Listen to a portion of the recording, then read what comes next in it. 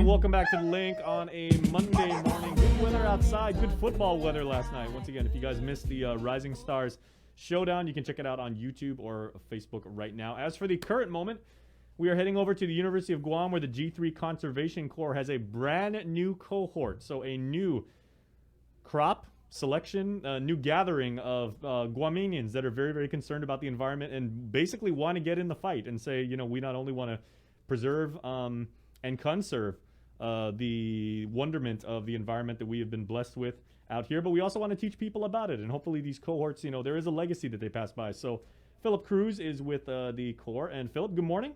Happy New Year to you. Happy New Year, and good morning, guys. All right. So with this new cohort, what cohort is this? Like how many cohorts have we been through to this point? Sure. So actually, the one that we'll be launching will be our second cohort. So okay. For those listening, if maybe you've seen in the news or heard from us from last year, from about June till November, was our first inaugural cohort for the Guam Green Growth Conservation Corps.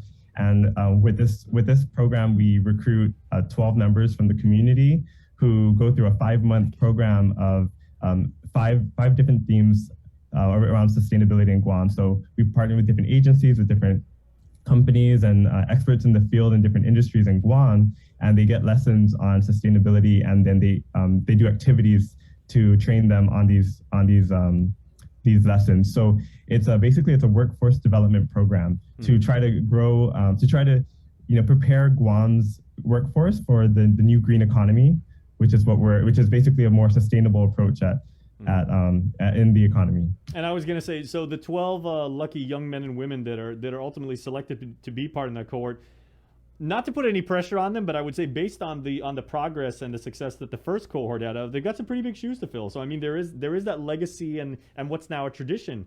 Of definitely, excellence. yeah.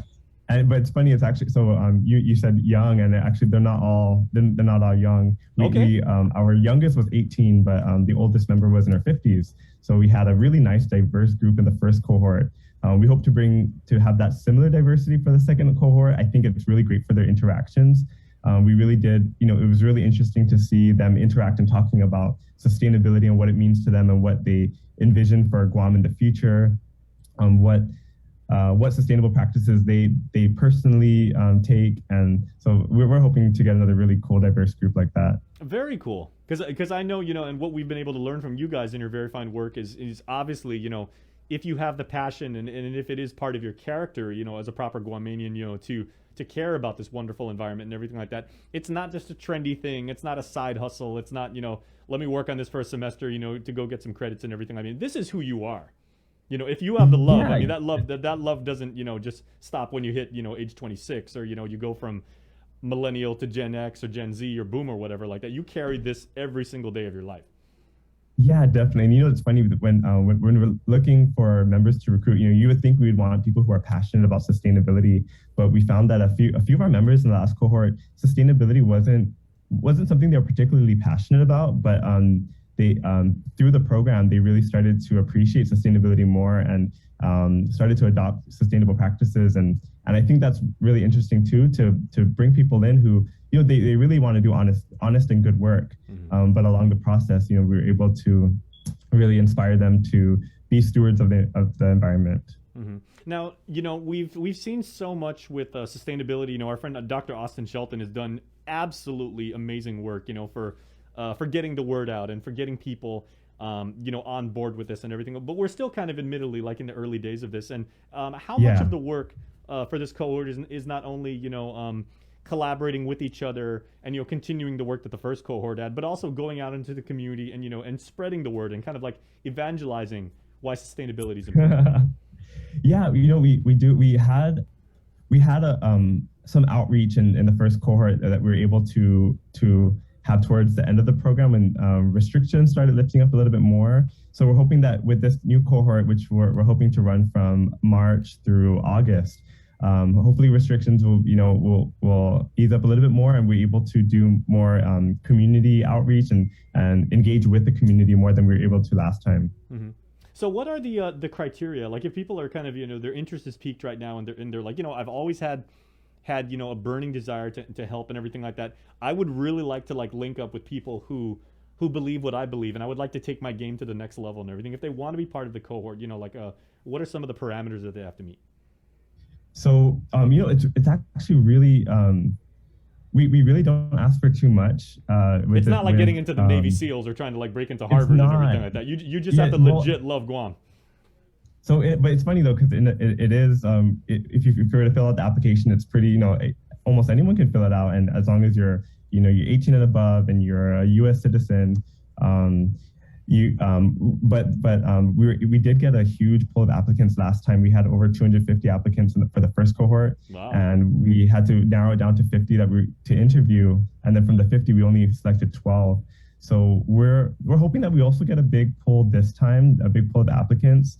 And we really are looking for individuals who we really think will benefit from this workforce development program, because the ultimate goal is to, at the end of the program, we really would like for these individuals to get jobs in the green economy, whether it's with, Department of Agriculture, or to work through the, renewable energy and conservation themes, maybe get a job with a solar provider in Guam.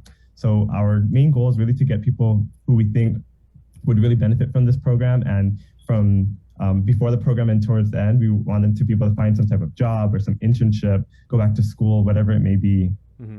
Now, that's interesting how you had such an overwhelming turnout of applicants the next time. So I guess for people listening, if they were part of that first application group, will they automatically be considered for inclusion into the second cohort, or should they apply again? Yeah, so we thought about that, and we're thinking, do we want to, but we decided, if these individuals, because so many months has passed and we don't know if they already secured jobs or got, went back to school or whatnot. So we will be requiring them to apply again if they're interested. Okay. And again, if this is part of, your being and everything like that, and you really love this, like applying again is like no big thing. Right. It should. But I'm sure, Phil, I'm sure you got to admit, when you had 200 applicants that you had to pare down to 50 and then pare down to 12 and everything like that, there's probably a lot of people. It's like, man, I wish I was part of that. Yeah, that was really tough. Especially choosing only 12, and you feel like, man, you feel like so many of them would benefit, but unfortunately, with our budget constraints and our capacity constraints, we're not able to take all the individuals that we feel like would be qualified. Mm-hmm.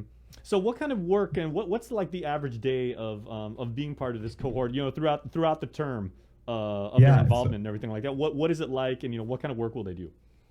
So it varies from week to week. So we have 6 themes that they will be undergoing training, education, and activities for. And those 6 themes are, it's a lot: agriculture and aquaculture, circular economy and zero waste, ocean conservation, invasive species management, energy conservation and renewable energy, and island beautification. So it's quite it's a lot of different activities that they'll have to, a lot of things that they'll have to absorb. And they do everything. You're not asking people like to kind of like separate into buckets and specialize. No, yeah, they all 12 will go through all of these activities together over the 5-month program. And but the one thing that does stay consistent is our Friday. I think we're going to stick to it. So last cohort, every Friday we did a village cleanup, and we went around to all 19 villages. Some of them we even repeated a few times. But we plan to do that again this cohort, to do a Friday cleanup, and it might change. We haven't really solidified that's exactly how we're going to do it, but that's the plan. Mm-hmm. And so at least they'll know every Friday it will be a cleanup at a different village, which I thought that was so fun, going to meeting the mayors and the people in the village who came out and supported and volunteered, and going to the different villages that I don't visit often at all, especially the ones in the south. I thought that was really cool. Oh, very cool. Yeah, and you've spent the majority of your life like you're a resident of Central Guam and everything, so you have a really good pulse of, you said you're originally from Talampago and like you live in Tamuning and everything, like what is kind of like is there really like an attitudinal or structural difference and everything between Northern Guam, Central Guam, and Southern Guam when it comes to I would say it's a different vibe. Like going to the different villages, like being in the South versus Central versus North, it's a almost like a different, not way of life, but it feels like a different way of life in each of the different villages. Mm-hmm. So that's very interesting for such a small island. You know, you would think that we're all the same culture and the same way of life, but it really does feel different in each village. That does actually present for some challenges, and I would say that probably makes it like really really cool to study too, because you're like, you can just drive 10 miles down the road and you have a complete, like you said, a completely different vibe, different approach, Yeah, different way of looking definitely. at the environment. Definitely, and interacting with the community members is really interesting. Hearing, because we're doing cleanup, so it's usually the issues about trash and waste disposal and illegal dumping and littering, and hearing the different problems that each of the villages have.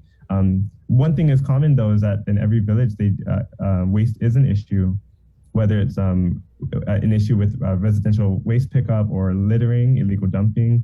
That's something that's pretty present in almost every village. Okay. Now, because this is a university, connected program, it's obviously a program is only good if it continues to evolve, and you do like a lot of self-assessment. So, what was some of the feedback, if you don't mind sharing, from the first cohort about what they took away from it, maybe things that you could possibly like maybe do better, or what was the general Yeah. vibe again?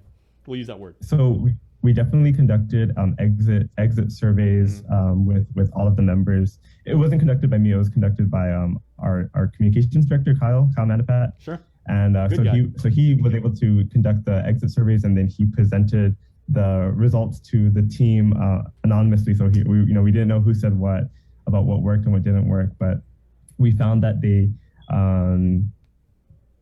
really felt, it was very rewarding. It was a really rewarding experience to be able to work with all of these different GovCom agencies and nonprofits and private companies who are experts in these fields, and to teach them a lot of the skills and knowledge in a lot of areas that they've never learned about.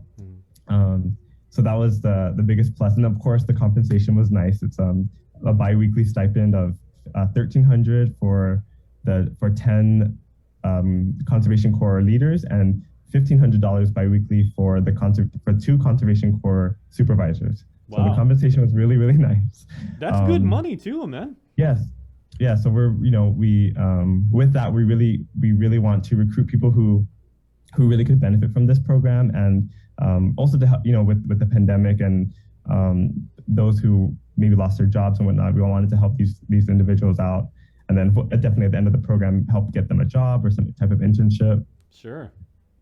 Okay, very cool. Yeah. So, of course, the question on everybody's mind right now, Phil, is where can I find the application? Because people are going to say, give me a URL, tell me what PDF I have to sign out. I'm in. I desperately want to be involved. Please make me one of the 12. Yeah, so for those interested in applying, you can apply at guamgreengrowth.org. We plan on launching tomorrow. So by midnight, we hope to have everything ready to go and launched. So guamgreengrowth.org. And then for those who have Facebook and Instagram, you can follow us at Guam Green Growth, and there we'll also post the flyer and the links to apply. So that'll all be online. Okay, and then if I can just, that was a great pitch, by the way, fantastic, like a promotion, but can I just ask you personally and everything, what does it mean to be involved with a program like this, and something which is, for people like my age, I'm 47, this really wasn't an opportunity that myself and my classmates had, but the fact that conservation is so thriving and sustainability is like a word that's on so many of our tongues, as locals, we're all aware of it, we all know the benefits of it and everything like that, to be actually in the trenches and work on this, with people who believe the same as you, what does that mean just as an opportunity for you? I think it's a chance to, it's kind of in two ways. It's a way of giving back to the community. With the work that we're doing, it really benefits the community and the environment and future generations, but also has really impactful work for yourself. So if people are looking for maybe the job that they currently have is not as fulfilling as they'd like, and they want something that is more fulfilling, I think this really could be that program to help get them to that job that's more fulfilling. So absolutely. I think it's something that was great for personal enrichment, as well as giving back to the community and to the environment. And in no small part, you actually get to have a wonderful virtual background like Phil is rocking right now, because that is beautiful. Oh, thank you. Yes. Very, very cool. You can do some cool drone photography of some of the many many wonderful areas of Guam. So Phil, thank you for what you guys are doing and for making this this opportunity available. And for everybody who plans on applying, good luck to you. And we hope you are selected, because the 12 people who are picked, you're gonna have the time of your life, and you're gonna do some really, really good work for Guam. Thank you so much, Jason, for having me. Thank you. Right. Happy New Year, Phil. Happy New Year. All right, please stay tuned, everybody, because we are going to take a quick break, and we will be right back with more of The Link right here. So please stay tuned.